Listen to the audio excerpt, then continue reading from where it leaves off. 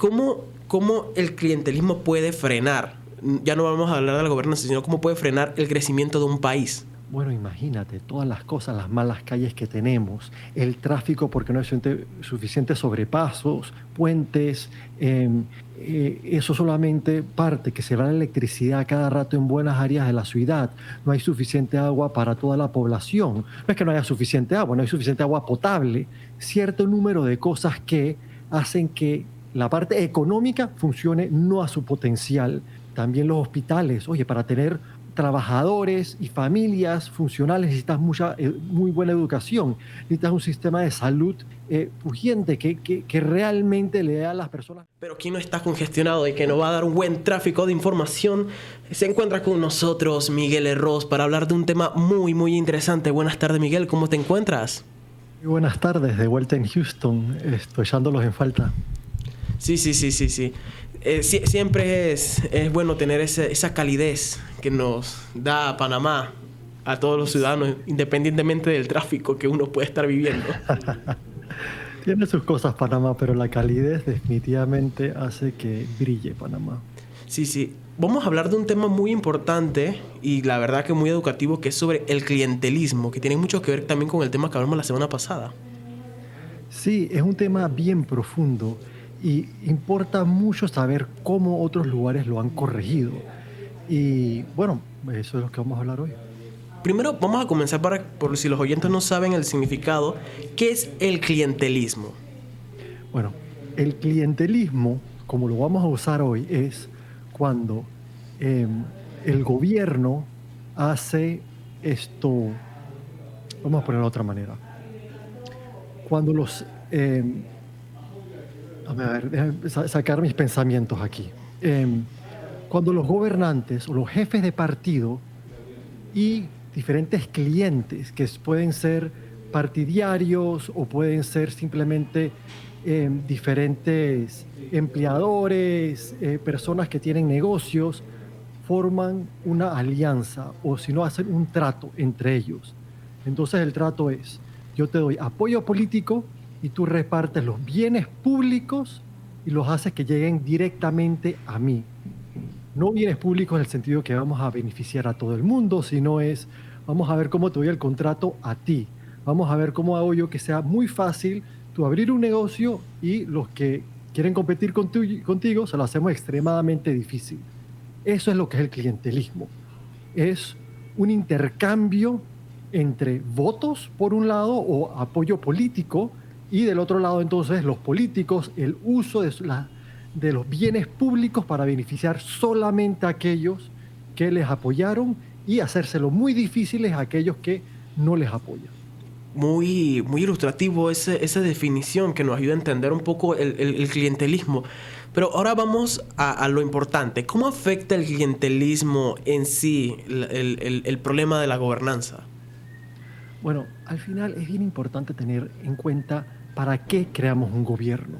Y al final del día es para la cooperación social, que en sí es el proceso en que dos o más personas trabajan juntas para realizar una meta común. Así que como sociedad, todos juntos queremos mejorar la cooperación social para poder llegar a esas metas comunes de la manera mejor, más eficaz. ¿Y qué es lo que hace eso? Nos da varias cosas que el gobierno nos debe dar. Proveer liderazgo, por ejemplo, facilitar establecer las prioridades, tomar decisiones en conjunto de cuáles son esas metas en las que queremos trabajar juntas. Las personas. Otra es el orden, manejar los conflictos entre partes. Cuando hay, por ejemplo, que una persona quiere ir a la izquierda, otro a la derecha, una calle hacia la playa, otro quiere una calle hacia la montaña, pues bueno, ¿qué vamos a hacer? Seguridad y defensa es otra, servicios públicos, crear escuela, construir alcantarillados, pavimentar las calles, prestar otros servicios como promoción de la salud y la asistencia económica a aquellos que no se pueden ayudar a sí mismos. En fin, queremos justicia, queremos poder comunicarnos mejores calles, cosas así, seguridad y ciertos servicios públicos. Para ello nos asociamos en algo que se llama un gobierno. Y le damos, desgraciadamente, para que funcionen los gobiernos, le tenemos que dar a unos cuantos poder sobre todos nosotros y después tenemos que esperar que ellos se controlen a sí mismos. Y aquí es cuando viene el problema, de que cuando tú le das poder a unos para que tomen estas decisiones, para que tengan las armas, para que nos puedan dar seguridad y defensa, para que puedan tomar digamos, decisiones sobre los servicios que se van a dar y a quién, eh, y a través de qué grupos le van a dar, digamos, el dinero para que creen hospitales o quién sabe qué, hagan calles, para que todas estas decisiones se tomen correctamente, tenemos que primero dar poder a un grupito, que son los políticos, y abajo de ellos entonces toda la jerarquía burocrática, y esperar que ellos se controlen a sí mismos. Y esa es la parte interesante de entender cómo se corrigen los desvíos del gobierno. Y una constitución está ahí en gran parte para controlar estos desvíos. Primero uno quiere crear un gobierno, ¿para qué? Lo principal, lo que uno diría el centro lógico de esto, nosotros asociarnos es entonces facilitar la cooperación social. Y de ahí entonces, cuando armas esto, se producen ciertos aspectos negativos que hay que corregir. Y ahí es donde vienen las elecciones, donde viene la separación de poderes entre los tres órganos y adentro de los órganos. Y bueno, no me quiero ir de mucho de la línea, pero finalmente es los derechos. Sí, ahora, ¿por qué uno divide? Dame 2 segundos y aquí te dejo que entres. ¿Por qué uno divide el poder entre el judicial, el ejecutivo y el legislativo? El legislativo nos da el norte, hace las leyes, cómo nos vamos a supuestamente relacionar. Después el ejecutivo es el que ejecuta esas leyes, el que dice, bueno, ¿cómo vamos a pavimentar las calles? ¿Cómo vamos a crear y llenar los hospitales de doctores y quién sabe qué, de insumos? Bueno, ese es el ejecutivo. Y después vemos que a veces el legislativo se la quiere salir con las suyas, o el ejecutivo quiere usar las armas o las decisiones en beneficios privados. Entonces tenemos el judicial, que es el que supuestamente tiene que ponerle un paro a eso. Entonces tenemos los derechos para que tener como que una ley sobre lo que hacen el ejecutivo y el legislativo, y decir no le puedes quitar a las personas sus derechos de asociación, su libertad de expresión y otras cosas. Así que es como decir, tú tienes un vehículo, el motor puede ser el gobierno, pero bueno, el motor crea diferentes cosas que no es solamente propulsión, también crea ruido, también crea calor. Bueno, entonces es como el ruido sería, no está bien ir por la calle de tus vecinos en la noche levantando a todo el mundo, uno le pone un mofle. Eso sería entonces los derechos. Los derechos no es el ser de un gobierno ni una constitución, es uno de los elementos necesarios para simplemente corregir ciertos desfavores de un gobierno. Y otro desfavor es entonces el clientelismo, y eso es lo que queremos hablar hoy. Sí. Es muy, muy interesante cómo se plantea el problema que radica el clientelismo dentro de la gobernanza, ya que deja esa neutralidad, el querer, por un estilo, el beneficio propio. Pero entonces, ¿cómo el clientelismo puede frenar? Ya no vamos a hablar de la gobernanza, sino cómo puede frenar el crecimiento de un país. Bueno, imagínate todas las cosas, las malas calles que tenemos, el tráfico porque no hay suficientes sobrepasos, puentes, eso solamente parte, que se va la electricidad cada rato en buenas áreas de la ciudad, no hay suficiente agua para toda la población, no es que no haya suficiente agua, no hay suficiente agua potable, cierto número de cosas que hacen que la parte económica funcione no a su potencial. También los hospitales, oye, para tener trabajadores y familias funcionales necesitas muy buena educación, necesitas un sistema de salud urgente que realmente le dé a las personas lo que necesitan. Pero si no llena esas necesidades, entonces tenemos una sociedad que no está suficientemente educada, que tiene problemas de salud, que cuando quiere comunicarse de un punto de la ciudad a otra le toma horas. Bueno, entonces todo eso impacta la economía, impacta nuestra calidad de vida, quitando la economía, si tenemos o no tenemos dinero. También impacta, bueno, el estrés que crea, la pérdida de tiempo que podríamos estar dándoselo a la familia o a hobbies o algo que nos hace feliz. Estamos trabados en el tranque, por ejemplo. eh, las pérdidas de insumos gracias a que no hay agua potable en muchas áreas de la ciudad. Bueno, la comida se pierde, pero también las empresas pierden parte de su día productivo. En fin, las malas decisiones debido al clientelismo trae todas estas cosas que estamos sufriendo, desde la falta de justicia hasta la falta de buen transporte, a la falta de un sistema de mercado que funcione realmente libre, nos ponen todo tipo de trabas a los negocios y nos afecta horriblemente. Y eso lo podemos ver no hay que irnos muy lejos. O sea, aquí yo tengo la vista en la calle 50 y está trancado, y es algo que se ve en varias partes del país, no solamente en la ciudad. Pero entonces, desde los oyentes van a estar pensando, ok, si el clientelismo es tan horrible como se plantea, ¿cómo es que se aplica? O sea, cómo el clientelismo llega a crearse dentro de las... Porque estamos hablando también que viene dentro a veces de las licitaciones. ¿Cómo se aplica? Bueno, es muy buena pregunta. Al final, la forma que funciona en Panamá y que funcionaba así, por ejemplo, en los estados de Estados Unidos y en las grandes ciudades de los Estados Unidos hace 150 años, es exactamente lo mismo. Le dan a los políticos un gran poder sobre los puestos públicos adentro de la burocracia y sobre la disciplina de la burocracia y sobre los recursos monetarios de la burocracia. Así que, si tú eres un burócrata dentro del escalafón de la burocracia, de forma bien directa, tú dependes de personas, de políticos, para quedarte ahí o para crecer en tu carrera adentro de la burocracia. Tienes unas dependencias formadas. Lo que ocurre es que entonces estas personas van a reflejar los intereses de los políticos que controlan las riendas de su propio bienestar. Esa es una.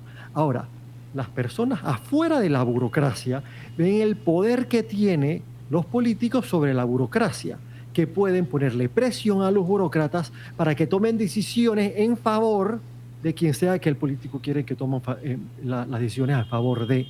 Así que si tú tienes un negocio, si tú tienes un interés, la forma más sencilla de asegurar tu propio bienestar afuera de la burocracia, tú siendo el dueño de una compañía, es asegurarte que el político sea un aliado tuyo para que use ese poder casi limitado sobre la burocracia para beneficiarte directamente a ti y a tus intereses. Entonces ahí es donde está el intercambio. Primero, la burocracia depende de los políticos y los políticos dependen de diferentes aspectos de la sociedad civil, por ejemplo, de los dueños de empresas, pero también de otros intereses en la sociedad.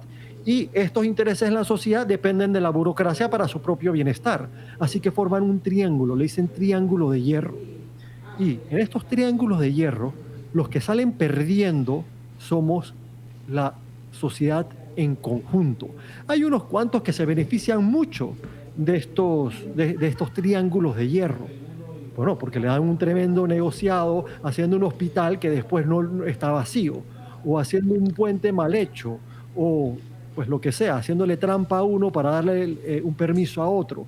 Hay uno que se beneficia mucho, pero aquellos que realmente lo quieren hacer bien o que no tienen esas alianzas, pues le cuesta mucho más todo. Ese es el triángulo de hierro. Y la pregunta es, ¿cómo se rompen estos triángulos de hierro? Wow, muy interesante. Ahora, esa misma pregunta la que yo le iba a hacer, ¿cómo se puede romper con ese triángulo este problema entre la burocracia y el clientelismo?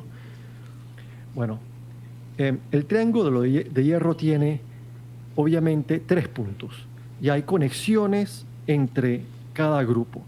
Los políticos dependen de los empresarios, pongamos, o de aquellos que los apoyan para las elecciones y para mantenerse en el poder. Los empresarios y ese grupo depende de la burocracia, así que esa conexión, ya veíamos 2, y la burocracia depende de los políticos. Entonces, ¿cómo se rompen estas interacciones para que funcione mejor? La principal es cuando los políticos y la burocracia tienen una relación de dependencia. Y es muy fácil romper esa. En verdad, las tres se pueden mejorar, pero quizás la más fuerte y la principal por romper es esa. Ahora, la forma que lo hacen es a través de lo que ya hemos hablado el otro día, que era la meritocracia, el sistema de personal. Nuestra Constitución tiene tiene 7 sistemas de personal, pero solamente en nombre, que debe haber mérito. Pero eso es una cosa, de tener una meta. La otra cosa es tú cómo organizas que los políticos no tengan control directo sobre la burocracia. Entonces, estos sistemas de personal en todos los países donde funciona, lo organizan así.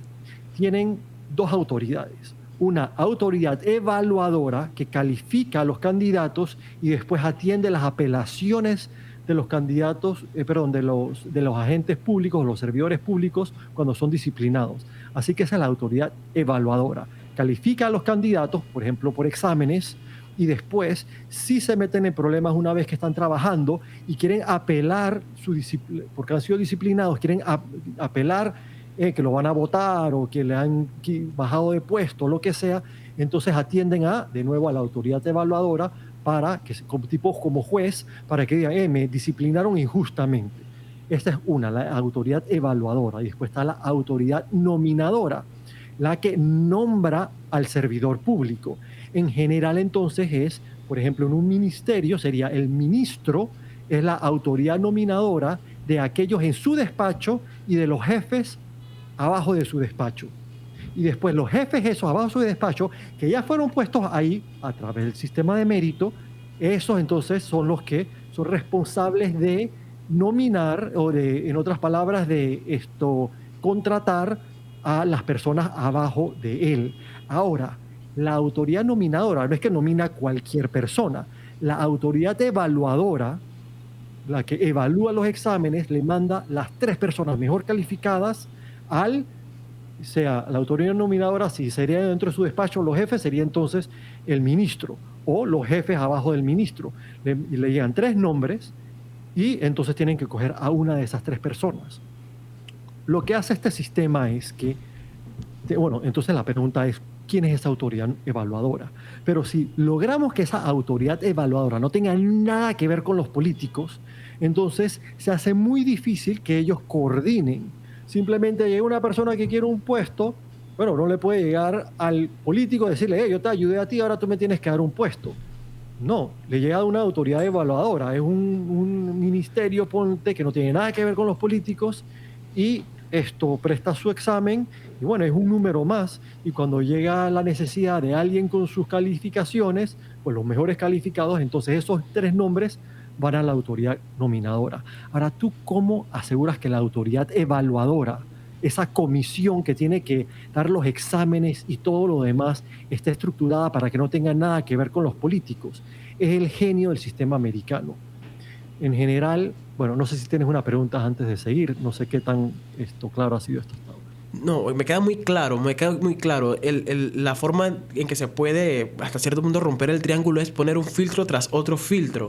O sea, separar lo que vendría siendo ese círculo de que, para supervisarme, yo soy el que tengo que poner mi propio supervisor. Así es.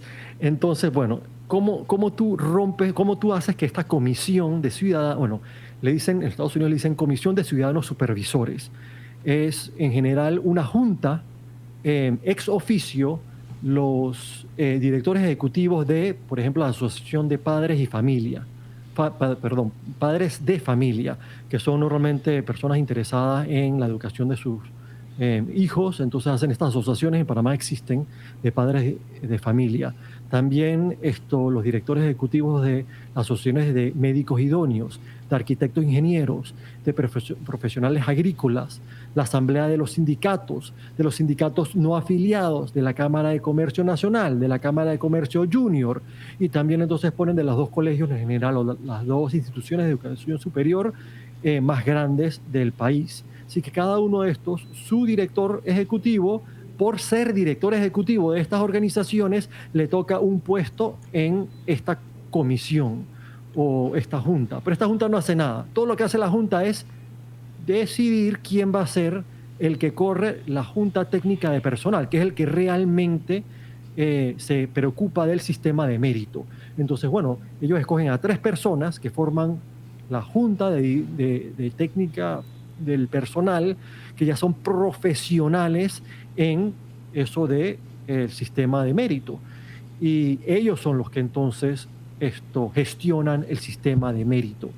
Pero entonces ya no tiene nada que ver con los políticos. Simplemente son una junta de ciudadanos supervisores que escoge a los que van a gestionar el sistema de mérito, que pone los exámenes, y si hay un servidor público disciplinado que quiere apelar, va a donde esta junta de técnica de personal, y entonces pone su denuncia, y ahí va a un juicio separado de quien lo acaba de disciplinar adentro de la burocracia. Y estos sistemas han funcionado en todas las ciudades y todos los estados donde se ha aplicado, que es todos los Estados Unidos.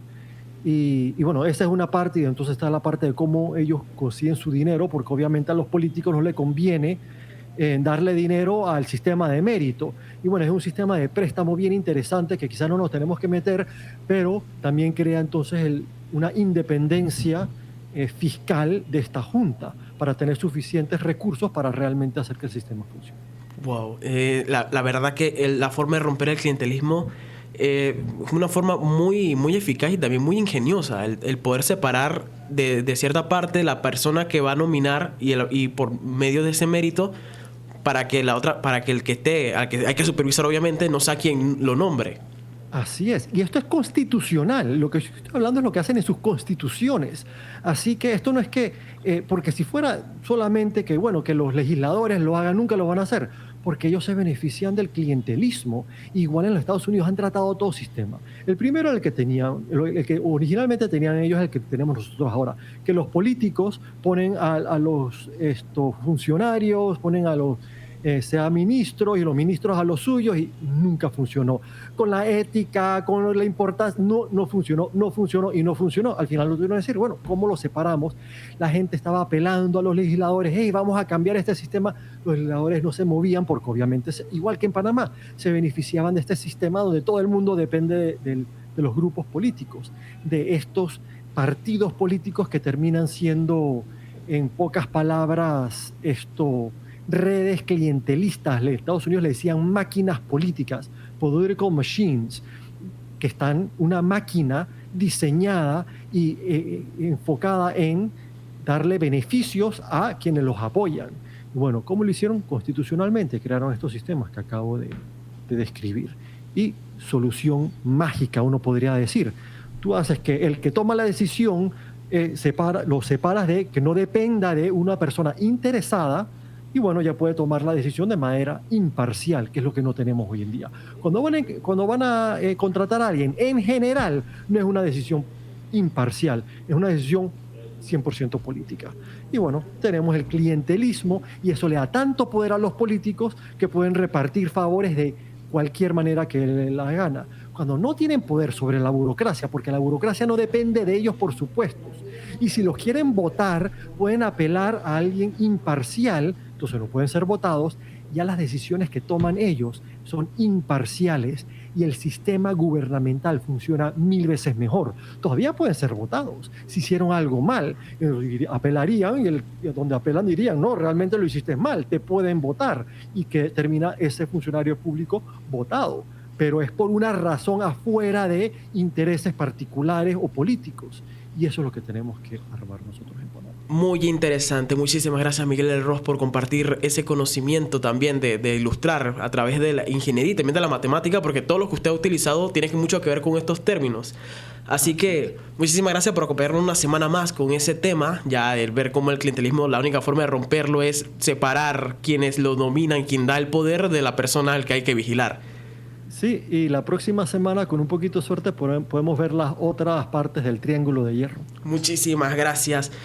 Nos acompañó Miguel Rose en esta parte hablando un poquito sobre el clientelismo. Espero que usted se haya educado, igual como yo también estoy aprendiendo, bueno, con él. Será hasta la próxima semana y ya siendo las 4:59 de la tarde, ya ponemos punto final a la programación de Relax. Ya están nuestros compañeros de Cinco Mente preparándose para llevar el carro y la nave, lo que va a ser esa tarde sería anochecer de Radio Ancon. También a las 6 de la tarde, Camilo Coronado va a estar acompañándolos con Ancon Magazine. Así que sin más, será hasta mañana con una programación más aquí en Relax por Radio Ancon. ¡Chao!